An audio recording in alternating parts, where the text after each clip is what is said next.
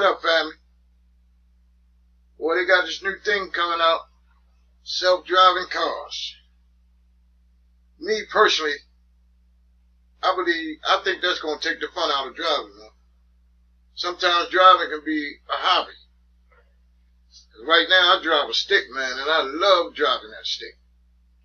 And it took me a short while to learn how to drive a stick. I was afraid at first. I was afraid to go up hills. I got tired of stalling out at red lights. But once I got the hang of it, I love driving a stick. So now there's this new technology. They're getting ready to come out with self-driving cars. Now, me personally, I don't think I would like a car, autopilot car that drives on its own. I guess you just type in the destination or whatever, and the car drives you there on its own. But they say a lot of Americans was afraid at first, didn't agree with it, but now they're starting to come around. But this news clip is going to show you a couple of fatal accidents that's happened. But the people are still with it. Personally, I like the way cars are now, where you have full control of the automobile. So check this clip out. Americans are willing to use self-driving cars. A recent AAA survey shows drivers are less fearful compared to last year. WJZ is live in Bel Air. Tracy Leong explains the shift in trusting automated technology. Hi, Tracy. Hello, Mary. What this survey shows is that more drivers are actually feeling confident about using these types of cars, with men and millennials leading that list. The self-driving car is gaining consumers' acceptance. Technology advances, so I'm all for it. I have no problem with them. I think they're probably safer than most people. In 2017, AAA reported 78% of drivers were afraid to use self-driving cars.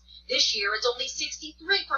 Meaning 20 million more drivers now feel comfortable using automated technology, a positive trend for this industry, considering many still have concerns after 2 fatal accidents in 2016 where the drivers used the autopilot feature in their Teslas, one in China, the other death in Florida, and then recently in California, 2 separate incidents where drivers suffered non-fatal accidents. That certainly increases that level of fear, but with additional development, testing, consumer education and awareness, we know that it's on the horizon. It will be coming to our roadways probably sooner than later. Experts say the biggest driving factor is cutting down on the amount of accidents we see on the roads, considering 90% of them are human error. It's something that we're hoping, particularly at AAA, that could actually be a life-saving measure in the long run. A safety feature drivers are on board with.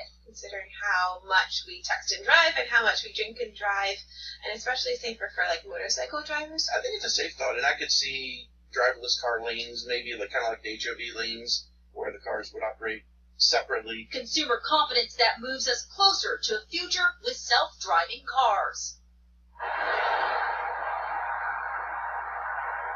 And Maryland is one of the many states across the U.S. that is leading the ways in bringing self-driving technology here. They meet with different coalitions at least several times a year. Reporting live, Tracy Leong for WJZ. My thing is this. One thing I didn't hear them mention. Now, we know that these cars are going to be computerized. And you got all kind of crazy people out here that like hacking computers. And what if you in your car and somebody just tap into your car while you drive? And they didn't mention anything about that. So yeah, that would be the one of the reasons why I wouldn't want no self-driving car.